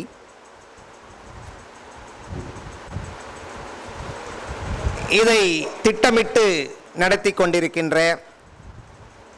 எங்களுடைய ஆசான் ப்ரொஃபஸர் டாக்டர் இளங்கோவன் ஐயாவுக்கு நன்றி. அடுத்த நன்றி சொல்வதற்கு முன் ஒரு சில வார்த்தைகளை உங்கள் முன் வைக்கிறேன். இன்றைய நிகழ்விற்கு முக்கிய விருந்தினராக கலந்து கொண்டிருக்கின்ற நம்முடைய மதிப்பிற்குரிய மாண்புமிகு அமைச்சர் திரு மா சுப்பிரமணியம் ஐயாவை பற்றி ஒரு சில நிகழ்வுகளை உங்களோடு பகிர்ந்து கொண்டு அவருக்கு நன்றி சொல்ல கடமைப்பட்டிருக்கிறேன். மருத்துவமனையிலே கவலைக்கிடமாக இருந்த மனிதர் இன்று மருத்துவத்துறைக்கே அமைச்சர். இது எதனால்? யோகாவினால். அப்போ யோகாவினுடைய பலன்கள், இப்ப யோகா ஆசிரியர்கள் தான் இன்னைக்கு 261 பேர் ரெஜிஸ்டர்டு. அப்புறம் ஐயா சொல்லிட்டாங்க ரெஜிஸ்ட்ரேஷன் க்ளோஸ்டுட்டாங்க. அதுக்கு மேலே வந்துட்டு இருந்தாங்க க்ளோஸ்டு. நான் காலையில் 9:30 இன்னைக்கு 261 ஆசிரியர் பெருமக்கள் இங்கே இருக்கிறீங்க. அதை விட வாலண்டியர்ஸ் இங்கே படிக்கிற மக்கள் இருக்கிறீங்க. 75 பேர் இங்கே படிக்கிற யோகா பயில்கின்ற மாணவ செல்வங்கள் இருக்கிறீங்க. இதெல்லாம் படிக்கிறீங்க. ஆனால் அவர்கள் வாழ்ந்து காட்டுகிறார்கள், யோகாவிற்கு இலக்கணமாக திகழ்கிறார்கள். நல்ல ஒரு கைத்தட்டல் கொடுக்கலாம். அவர்கள்லாம் ரோல் மாடல். நன்றி. அதே போல் திரு எஸ்பி முத்துராமன் ஐயாவும் எனக்கும் ஒரு நெருங்கிய தொடர்பு இருக்கு. ஐயாவுக்கு வந்தோடனே அதான் சொன்னேன். ஐயா நான் வசிக்கிற பகுதியிலே விருகம்பாக்கத்தில் தான் இன்றைக்கும் இருக்கிறாங்க. என்னுடைய குழந்தை, என்னுடைய பொண்ணு இந்த நிகழ்வை சொன்னோன்னா அந்த ஆச்சரியப்படுவீங்க. கேவி ஸ்கூலில் படிச்சுட்டு இருந்தாங்க. அதை ஏவிஎம் ஸ்கூலுக்கு மாற்றணும்னு ஒரு கோரிக்கையை வச்சேன். அந்த ரொம்ப சகஜமாக தான் பேசுவாங்க. அவங்க வீட்டுக்கு போனோம், எதுக்கு நீங்கள் நல்ல ஸ்கூல் தானே கேவி? நான் சொன்னேன் கேவி நல்ல ஸ்கூல் தான், கேகே நகரில் எதுக்கு நல்ல ஸ்கூல் தாங்கய்யா, அதில் ஒன்றும் சந்தேகமே இல்லை. அப்புறம் எதுக்கு ஏவிஎம்? ஏவி நல்ல ஸ்கூல் தான், ஆனால் அப்படின்னு நிறுத்தேன். ஏன் சொல்லுங்கன்னார். இல்லை ஒரே ஒருங்கய்யா, அங்கே தமிழ் கிடையாதுங்கய்யா. என்னுடைய மகள் தமிழ் படிக்க வேண்டும், தமிழ் இந்த வகுப்பிலே படிக்கணும், இந்தியும் தெரிஞ்சுக்கணும், இந்தி தவறில்லை, ஆனால் தமிழும் இப்போது படிக்க வேண்டும். அந்த ஒரு காரணத்துக்காக உடனே ஃபோன் போட்டாங்க ஐயா. உடனே ஏவிஎம்மோடு நெருங்கிய தொடர்பில் இருக்கிறவங்க எஸ்பிஐஎம் ஒருவேளை நிறைய பேருக்கு உதவி செய்கிறதுனால இந்த ஹெல்ப்பை மறந்துருக்கலாம். அவங்க உடனே ஃபோன் பண்ணி அடுத்த ஆள் வந்து ஜாயின் பண்ணுங்க அப்படின்னாங்க. என்னுடைய மகள் அங்கு படித்து நல்ல பட்டம் பெற்று இன்னைக்கு சுந்தரம் ஃபைனான்ஸில் ஒரு அசிஸ்டன்ட் மேனேஜராக பிகாம் எம்பிஏ படித்து நல்ல நிலையில் இருக்கா. நன்றி ஐயா. நிறைய விஷயங்களை உங்கள் முன் வைக்கணும்னு நினைக்கிறேன். காலம் கருதினால இப்போது நிறைய மாரத்தான் ஓட்டம் இன்னைக்கு உலக நாடுகள் 195.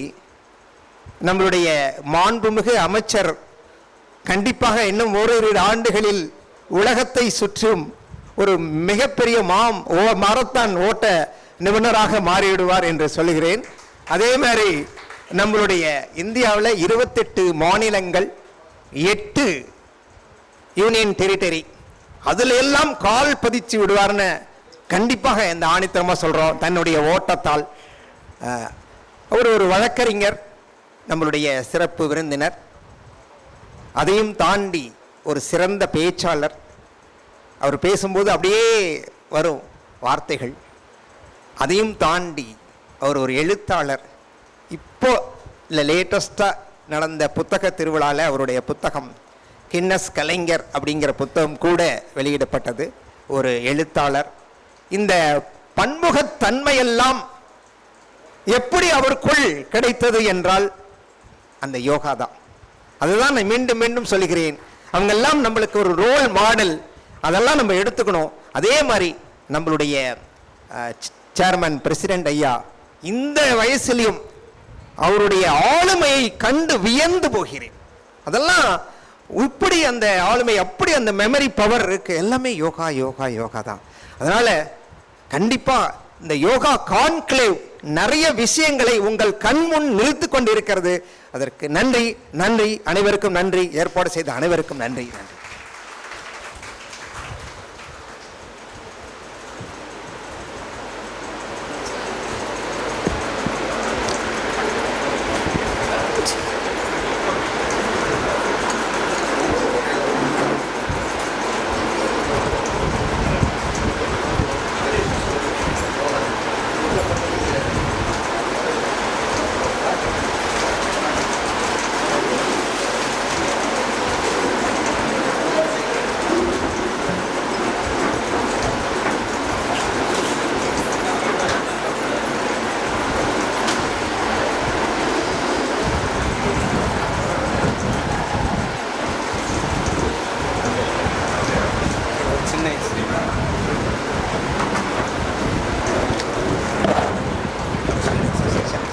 இறுதி நிகழ்வாக கடைசி 20 நிமிஷமா ஒரு மிகப்பெரிய ஒரு செஷன் நடத்துகிறோம், யோக நித்ரா. தயவுசெய்து அனைவரும் அமைதியாக கலந்து கொள்ளுமாறு கேட்டுக்கொள்ளுகின்றோம். ஒரு அருமையான வைப்ரேட்டட் ப்ரோக்ராமாக இருக்கும். சிவரிஷி சுவாமிஜி அவர்களை மேலைக்கு அழைக்கின்றோம். அமைதியாக அமருமாறு கேட்டுக்கொள்கின்றோம்.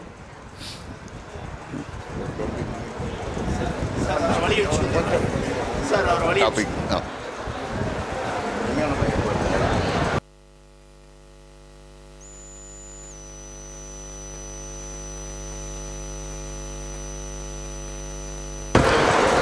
இப்பொழுது இறுதி நிகழ்ச்சியாக விஞ்ஞானமய கோஷாவினுடைய முக்கியத்துவத்தை நம்முடைய சுவாமிஜி அவர்கள் உங்களுக்கு எடுத்துரைப்பார்கள்.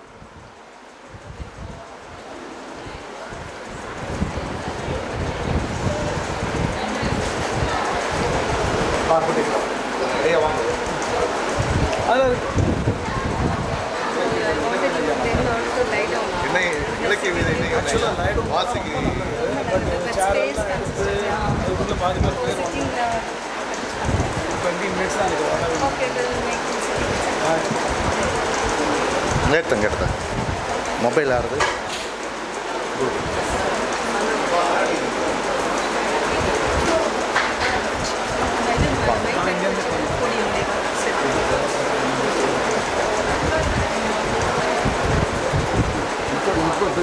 அப்புறம் பேசலாம்.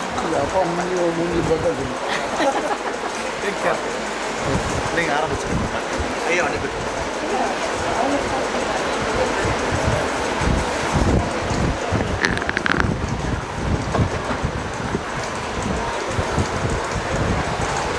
நமஸ்தே சார்.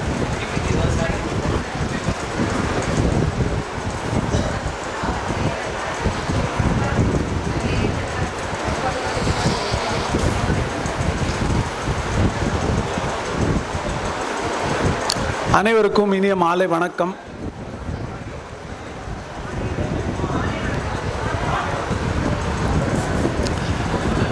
இன்னைக்கு எனக்கு ஒரு ரொம்ப சிறப்பான தலைப்பு ஒன்று கொடுக்கப்பட்டிருக்கு. யோகா ஆசிரியர்களுக்கு மிகவும் அவசியமான ஒரு விழிப்புணர்வு ஏற்படுத்தப்பட வேண்டிய தலைப்பு.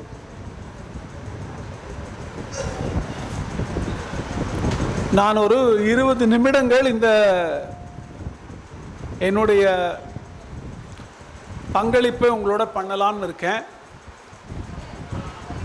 இதில் முழுமையான ஆர்வம் இருப்பவர்கள் மாத்திரம் இங்கே இருங்கோ. உங்களுக்குள்ள பேசிக்க வேண்டிய தேவை இருக்குன்னா நீங்கள் வெளியில் போயிடலாம். தப்பாக நினைக்காதீங்கோ. ஒரு ஆசிரியர் அப்படிங்கிற அளவில் தான் நான் உங்களோட பழகுகிறேன். அதனால் ஒரு அளவிற்காவது ஒழுக்கம், அதுவும் நீங்கள் அத்தனை பேரும் யோகா ஆசிரியர்கள் அப்படிங்கிற போது நீங்கள் ஒரு கருத்து பரிமாற்றம் செய்கிற போது எந்த அளவிற்கு கவனம் இருக்கணுங்கிறது உங்களுக்கு எல்லாருக்கும் தெரியும். அதனால் நான் குறைந்தபட்சம் இதை எதிர்பார்க்கிறேன். உங்களுக்கு பேசியே ஆகணும். அடுத்த ஒரு நிமிஷத்தில் நீங்கள் ஒரு தாஜ்மஹால் வாங்கிற அளவுக்கு பிஸியாக இருக்கீங்கன்னா தயவுசெய்து வெளியில் போய் பண்ணுங்க. அதை இங்கே இருக்கிறதா இருந்தால் உங்கள் கண்கள் என் கண்களோடு இணைந்து இருக்கிறதா இருந்தால் இங்கே இருங்கோ. ரொம்ப நேரமாக உட்காந்துருக்கீங்க இல்லையா எல்லாரும்? அதனால் உங்களுக்கு ஒரு ரொம்ப அற்புதமான யோக பயிற்சி ஒன்றை அறிமுகப்படுத்த போகிறேன். சுவாமி சத்யானந்த சரஸ்வதி அவர்கள் பிஹார் ஸ்கூல் ஆஃப் யோகா என்கின்ற ஒரு உன்னதமான யோக பரம்பரையை இந்த உலகத்திற்கு தந்துவிட்டு போயிருக்கிறார். அவர் சொல்வார், இறைநிலையை அனுபவிப்பதற்கு அம்மா நீங்கள் பேசுகிறதா இருந்தால் வெளிப்படுங்கம்மா, நீங்கள் பேசுகிறதா இருந்தால் வெளிப்படுங்க. இங்கே இருக்கிறதா இருந்தால் என்னோட அட்டன் பண்ணுறதா இருந்தால் இருங்க.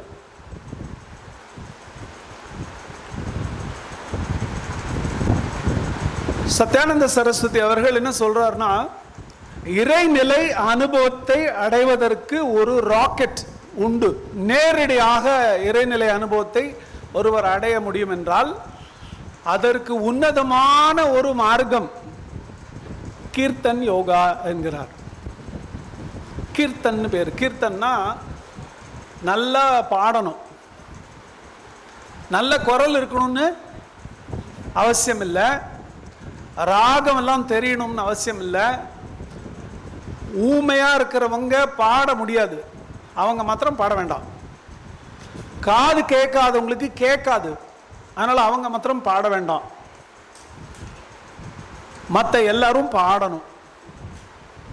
நீங்க தப்பா நினைக்க கூடாது, நான் ஊமைங்கிற வார்த்தை யூஸ் பண்றேங்கிறதுக்காக, நீங்க பாடாம இருந்துடக்கூடாதுங்கிறதுக்காக நான் உங்களை இன்ஸ்டிகேட் பண்றதுக்காக அந்த வார்த்தை யூஸ் பண்றேன். அவசியம் பாடணும். இது என்ன விதமா பாடணும், எவ்வளவு வேகமா பாடணுங்கிறதுக்கு ஒரு தாளம் இருக்கு. யாருக்கெல்லாம் கை இருக்கோ அவங்கெல்லாம் தாளம் போடணும். கை இல்லாதவங்க தாளம் போட வேண்டாம், பிரச்சனை இல்லை. ஸோ காது கேட்காதவங்க பாட வேண்டாம், பேச முடியாதவங்க பாட வேண்டாம், கை இல்லாதவங்க தாளம் போட வேண்டாம்.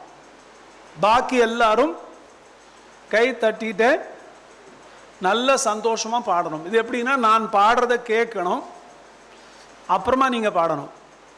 நான் பாடும்போது கூடவே பாடக்கூடாது, சரியா? நான் என்ன மாற்றுவோம், நாங்கள் ரிதமை மாற்றுவோம், ஸ்பீடை மாற்றுவோம்.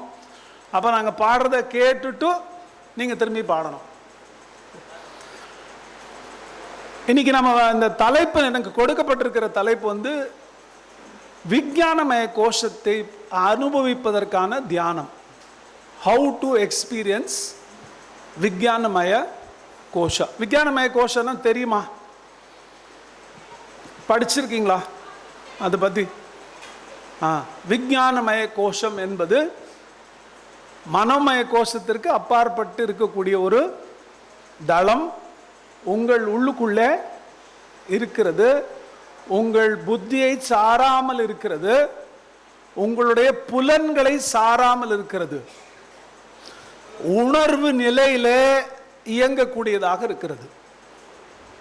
சொல்றது புரியுதா? It is inside as part of your personality, but it is beyond the manomaya kosha, beyond the annamaya kosha, beyond the pranamaya kosha. தன் முனைப்பும் தன் நலமும் முக்கியமாக நினைப்பவர்களாலே விஞ்ஞானமய கோஷ அனுபவத்தை பெற முடியாது. சொல்லுது புரியுதா? இந்த சபையில் நான் முக்கியமானவன் அப்படிங்கிற நினைப்பு உங்களுக்கு இருந்தால் உங்களுக்கு விஞ்ஞானமய கோஷ அனுபவம் வராது. நம்ம எல்லாரும் நம்மளை பற்றி நினைக்கிற போது என்ன நினைக்கிறோம்? VIP. என்ன நினச்சிக்கிறோம்? நமக்கு நாம ஒரு விஐபின்னு ஒரு நினைப்பு இருக்கு. நான் இத்தனை வருஷமா இது பண்றேன், நான் அத்தனை வருஷமா அது பண்றேன், எங்கிட்ட இது இருக்கு, எங்கிட்ட அது இருக்கு, ஏதோ ஒரு காரணம். ஒருத்தரும் நம்மளை என்ன நினைக்கிறோம்? விஐபின்னு நினைக்கிறோம். விஐபியா நினைக்கிற வரை இந்த விஞ்ஞானமய கோஷம் தன்னை உங்களுக்கு காட்டிக்கொள்ளாது. தன்னலமற்ற ஒரு நிலை, தன்முனைப்பற்ற ஒரு நிலை, பொது நலம் பேண வேண்டும் என்கின்ற பேர் அருளும் கருணையும் நிரம்பிய ஒரு ஹிருதயத்தின் உள்ளேதான் விஞ்ஞானமய கோஷத்தின் கதவுகள் திறக்கும். அதை திறப்பதற்கு, தன்னை மறப்பதற்கு, தன்முனைப்பு அழிவதற்கு கீர்த்தன் ஒரு மார்க்கம். கீர்த்தன் யோகான்னு இதுக்கு பேர். ஸோ இப்போ நான் பாட போகிற அந்த கீர்த்தன் இங்கிலீஷ் கீர்த்தன். சுவாமி சிவானந்தர் நிறைய இங்கிலீஷில் கீர்த்தன் எழுதியிருக்கார். அதில் நம்ம எல்லாருக்கும் ரொம்ப பொருந்தக்கூடிய வார்த்தைகள் உள்ள ஒரு கீர்த்தனை இப்போ பாட போகிறோம். நான் அந்த கீர்த்தனோட வார்த்தை சொல்கிறேன், நீங்கள் ரிப்பீட் பண்ணணும். பண்ணலாமா? I am not this body, I am not this mind, I am not the senses, immortal self am I. புரிஞ்சுதா? சோஹம் சோஹம் சோகம் சிவோகம். இதான் இந்த கீர்த்தனுடைய வார்த்தைகள். கொஞ்ச நேரம் கழிச்சு கீர்த்தனோட ஸ்பீட் இன்க்ரீஸ் ஆகி நல்ல வேகமாக பாடுற போது கால் இருக்கிறவர்கள்லாம் எழுந்து நின்று ஆடிக்கிட்டே பாடணும். அப்படியே இறுக்கமா போது சேர்ல உட்கார்ந்துட்டு I am not this body, I am not this mind, I am not the senses, immortal self பாடினா ஒரு அனுபவம் வராது. புரியுதா? நல்ல குஷியா இருங்கோ. ஆனந்தம் அப்படிங்கிறது விஞ்ஞானமய கோஷத்துக்கு அப்பால் இருக்கிற நிலை.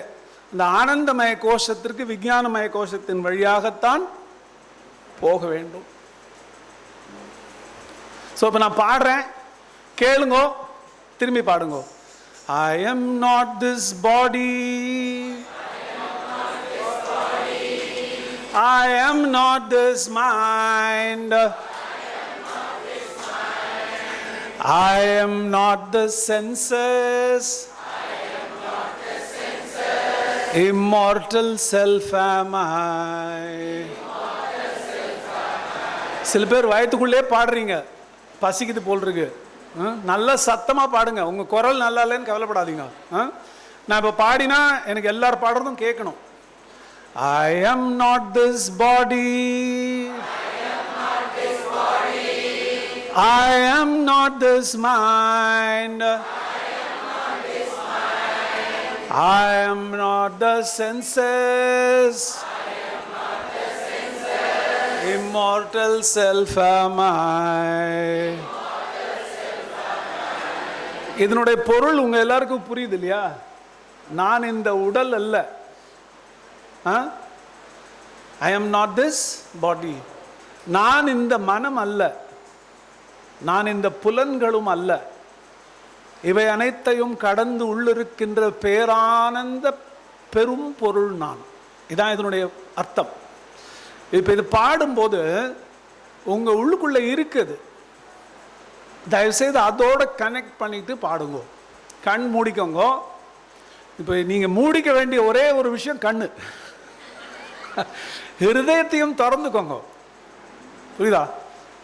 ஹிருதயத்தையும் நல்லா ஓப்பன் பண்ணிக்கோங்க. இந்த அற்புதமான ஒரு உணர்வு, இந்த ஆன்மாவினுடைய ஆனந்தம் எல்லாருக்குள்ளேயும் பரவட்டும். இந்த வேதாத்ரி மகர்ஷியினுடைய இந்த அற்புதமான அறிவு திருக்கோவிலிலே இருந்து இந்த அன்பின் அலைகள், இந்த ஆனந்தத்தின் அலைகள் சென்னை முழுவதும், தமிழகம் முழுவதும் பரவி, தமிழகம் முழுவதும் இருக்கிற எல்லோருக்கும் இது கிடைக்கட்டும். அந்த அளவுக்கு நீங்க அதை உள்ளுக்குள்ள போய் பாடுங்க. சரியா? I am not this body, I am not this mind, I am not the senses, immortal self am I. I am not this body, I am not this mind, I am not the senses, immortal self am I.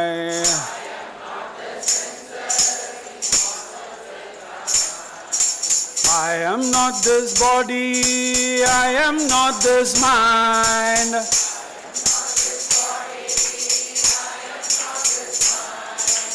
I am not this body, I am not this mind,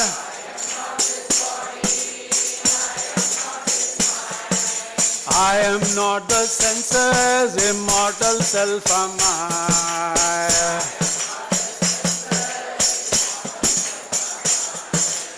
I am not this body, I am not this mind, I am not the senses, immortal self am I. I am not the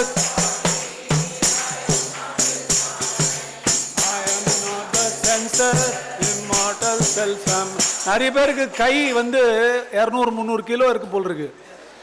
கீழே இருந்து வரமாட்டேங்குது மேலே. அப்படியே வாய் பரவாயில்ல open ஆகுது, கை இன்னும் வரல.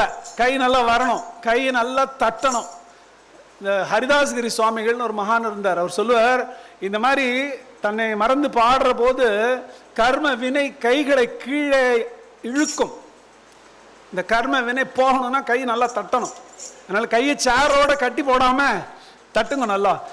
I am not this body, I am not this mind, I am not the senses, immortal self am I am not this.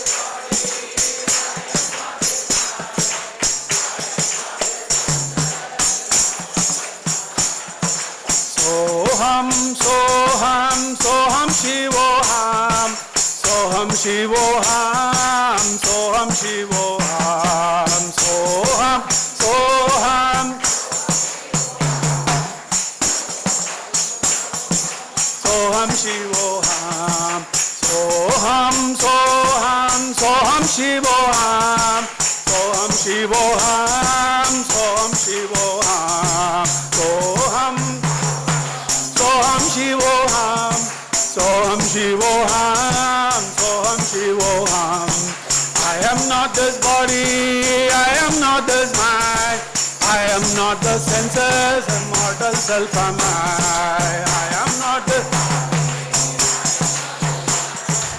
I am not the senses, immortal self am I am not this body, I am not this mind, I am not the senses, immortal self am I am not the.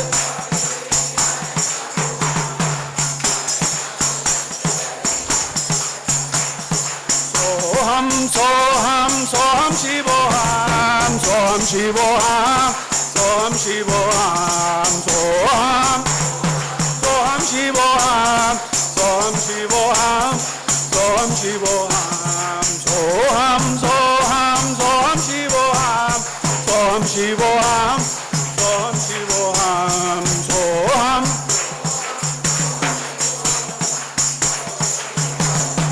Soham shivoham. Bhajo Radhe Krishna, bhajo Radhe Shyam, bhajo Radhe Krishna, bhajo Radhe Shyam, bhajo Radhe.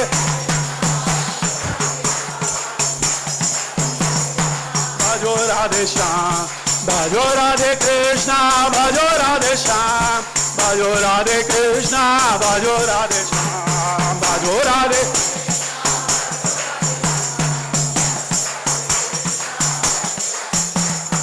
I am not this body, I am not this mind, I am not the senses, immortal self am I am not this body, I am not the senses, immortal self am I am not this body, I am not this mind, I am not the senses, immortal self am I am not this.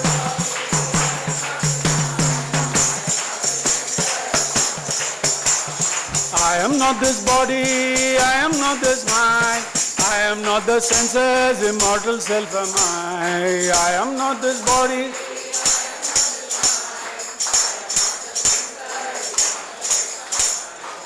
I am not this body, I am not this mind, I am not the senses, immortal self am I am.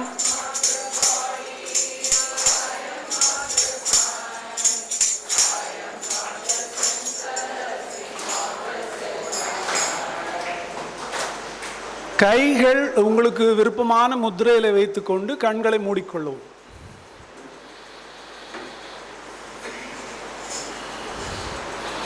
கண்கள் மூடிய நிலையில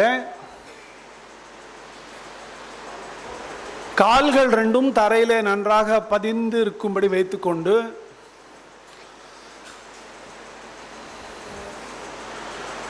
உச்சந்தலையிலிருந்து உள்ளங்கால் வரை உங்கள் உடல் முழுவதையும் மனதாலே கவனித்து பார்க்கவும்.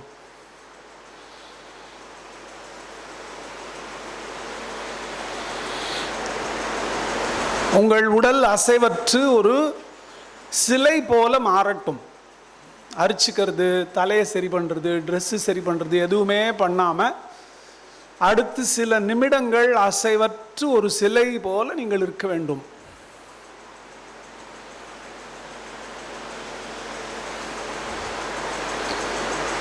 உங்கள் உடல் முழுவதையும் உங்கள் மனதாலே கவனித்து பாருங்கள். இதய துடிப்பு எப்படி இருக்கிறது, சுவாசம் எப்படி இயங்கிக் கொண்டிருக்கிறது,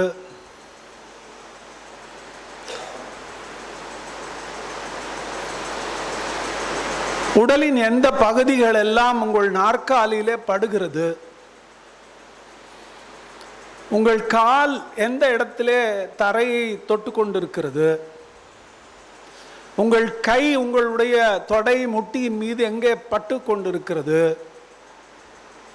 உங்கள் கை விரல் நுனிகள் ஒன்றை ஒன்று எவ்வாறு மென்மையாக தொட்டு கொண்டிருக்கிறது, உங்கள் கண் இமைகள் கூரிய கோடுகளிலே எப்படி ஒன்றை ஒன்று தொட்டு கொண்டிருக்கிறது, உங்கள் உதடுகள் ஒன்றை ஒன்று தொடுகிற ஸ்பர்சம். மெதுவாக உங்கள் உதட்டிலே கவனத்தை செலுத்தவும். உதடுகள் ஒன்றை ஒன்று தொடுகிற அந்த தொடு உணர்வை கவனிக்கவும். உதடுகளிலிருந்து மெல்ல மூக்கு நுனிக்கு கவனம் போகட்டும். மூக்கு நுனியில குளுமையான காற்று நிதானமாய் உள்ளே செல்வதையும், சூடான காற்று நிதானமாக வெளியே வருவதையும் கவனியுங்கள். மூச்சு உள்ளே போகிற போது குளுமையான காற்று உள்ளே நிரம்புகிறது. மூச்சு வெளியேறுகிற போது சூடாக வெளியேறுகிறது. அடுத்த முறை மூச்சு வெளியே போகிற போது உங்கள் உள்ளக்கிடுக்கிகள், கவலைகள், பயங்கள், கோபங்கள், எரிச்சல்கள், பாரங்கள் அனைத்தும் இந்த மூச்சில கரைந்து வெளியே செல்வதை கவனியுங்கள்.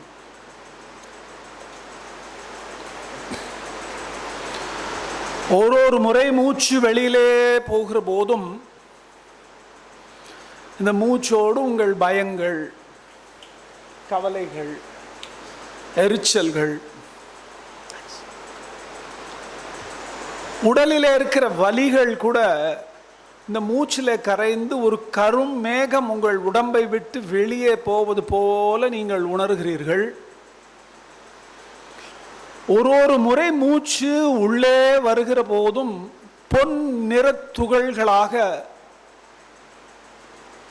வற்றாயிருப்பாக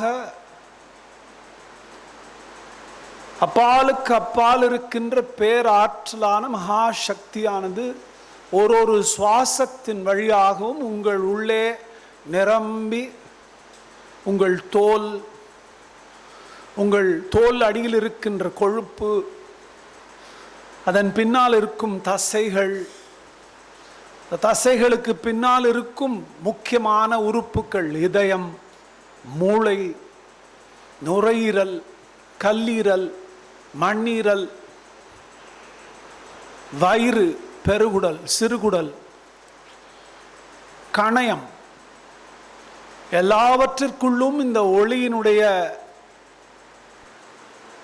அருள் அலைகள் நிரம்பி உங்கள் உடல் முழுவதுமே பொன் நிறமாக ஒளி உடம்பாக மாறி இருக்கிறது.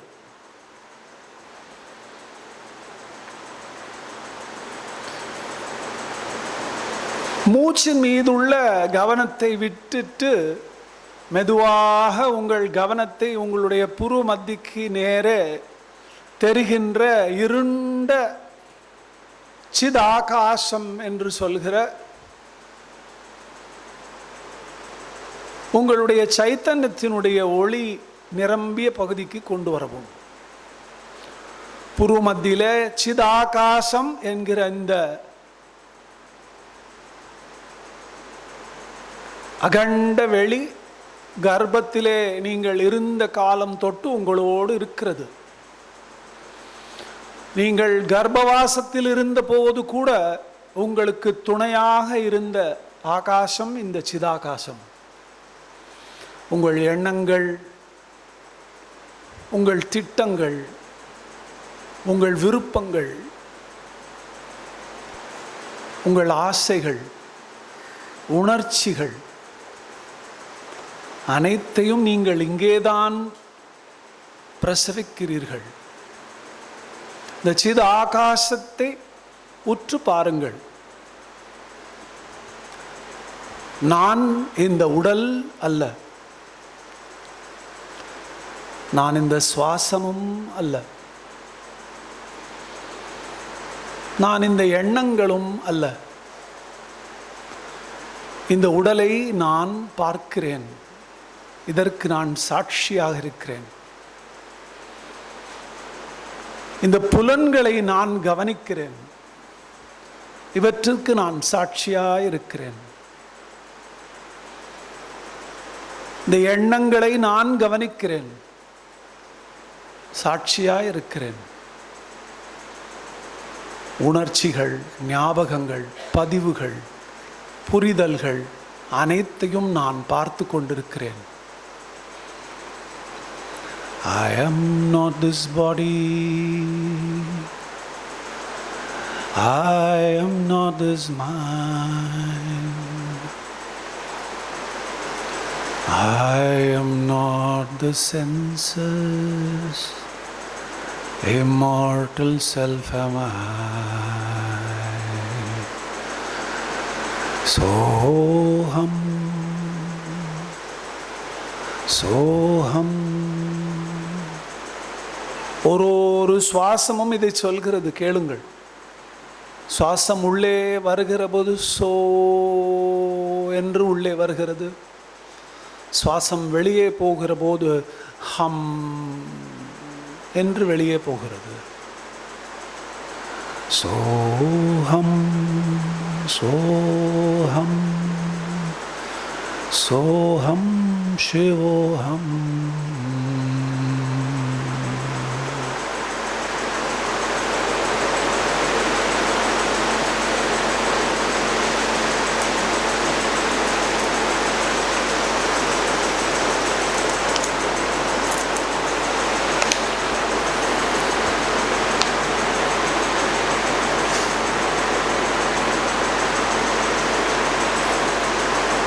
நான் எப்போது ஹரியோம் தத்சத் என்று சொல்கிறேனோ அதோடு இந்த விஞ்ஞானமய கோஷ தியானம் நிறைவு பெறுகிறது. அசதோமா சத்கமய தமசோமா ஜோதிர்கமய மிருத்யோர்மா அம்ருதம் கமய சர்வேஷாம் ஸ்வஸ்திர்பவது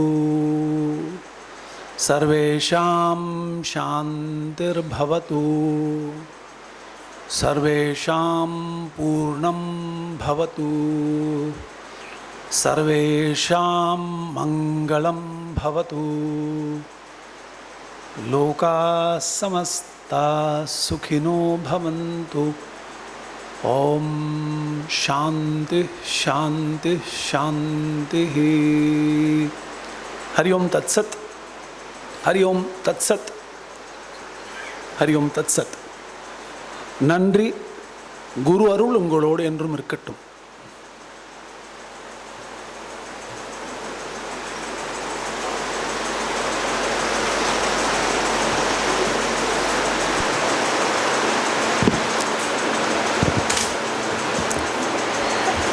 இப்பொழுது நம்மளுடைய சிறப்பு விருந்தினர் சிவரிஷி அண்ணா அவர்களுக்கு ஒரு சின்ன பிரசன்டேஷன், சர்டிஃபிகேட் அண்ட் மெமெண்டோ.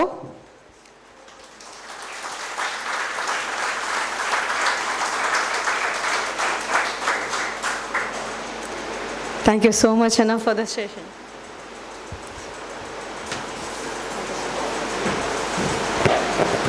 இத்துடன் இன்றைய நிகழ்வுகள் நிறைவு பெறுகின்றன. நாளை காலை சரியாக 9 மணிக்கு மிகச்சிறந்த பேராசிரியர்களெல்லாம் யோகாவை பற்றி உங்களுடன் கருத்துக்களை பரிமாறிக்கொள்ள இருக்கிறார்கள். காலை சரியாக 9 மணிக்கு நாம் மீண்டும் கூடுவோம் என்று வேண்டி விரும்பி கேட்டுக்கொள்கின்றேன். 4 மதியம் சில நிகழ்வுகளுக்கு பிறகு இறுதியாக நிறைவு விழா நடைபெறும். நம்முடைய இந்தியன் யோகா அசோசியேஷனுடைய செக்ரட்டரி ஜெனரல் கைவல்ய தாமா குவளையானந்தா அவர்களுடைய சிஇஓக இருக்கக்கூடிய சுபோத் திவாரி அவர்கள் வருகை தர இருக்கிறார்கள். அனைவரும் வருகை தந்து அந்த விழா நிகழ்வில் இதுவரை நம்முடைய இந்தியன் யோகா அசோசியேஷனில் சிறப்பாக பணியாற்றிய associate centres, life members and professional members என்று சில ஆளுமைகளையும் அதே நேரத்திலே சிறந்த சென்டர்களுக்கும் நாங்கள் கௌரவிக்க இருக்கிறோம் என்பதை இந்த நேரத்திலே மகிழ்ச்சியோடு தெரிவித்துக் கொள்கின்றோம். இறுதியாக எண்டிங் பிரேயர்.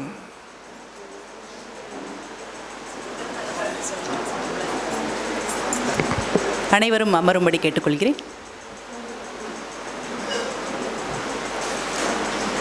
உலகமெல்லாம் பருவமழை ஒத்தபடி பெய்யட்டும், உழவரெல்லாம் தானியத்தை உவப்புடனே பெருக்கட்டும், பல தொழில்கள் புரிகின்ற பாட்டாளி உயரட்டும், பகுத்துணர்வில் தொகுத்துணர்வு பண்பாட்டை உயர்த்தட்டும், கலகங்கள் போட்டி பகை கடந்தாட்சி நடக்கட்டும், கல்லாமை கடன் வறுமை கலங்கங்கள் மறையட்டும், நலவாழ்வை அளிக்கும் மெய் ஞான ஒளி வீசட்டும், நம் கடமை அறவாழ்வில் நாட்டத்தே சிறக்கட்டும்,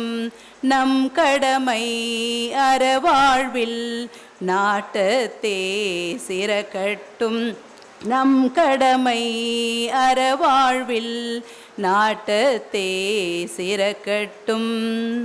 வாழ்க வையகம், வாழ்க வையகம், வாழ்க வளமுடல், அமைதி அமைதி அமைதி. ஓம் தத்சத். நன்றி.